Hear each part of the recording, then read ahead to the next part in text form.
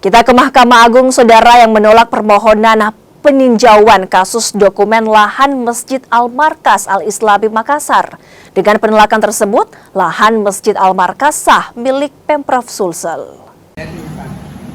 Lahan Masjid Al-Markas Al-Islami Makassar pertama kali digugat oleh Ince bersaudara, Ince Baharudin dan Ince Rahmawati pada tahun 2023 lalu.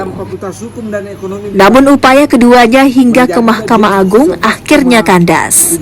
Usai MA menolak peninjauan kembali atau PK yang diajukan keduanya.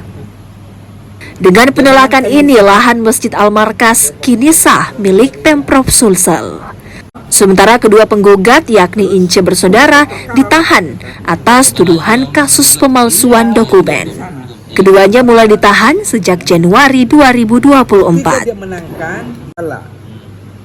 Kami bersyukur karena pengacara negara yang membantu Pemda, termasuk kami sebagai pihak terkait, ya, itu memenangkan perkara ini, sehingga jangan sampai ada lagi ke depan orang per orang atau kelompok per kelompok mau menggunakan dokumen macam-macam mengklaim ini tanah.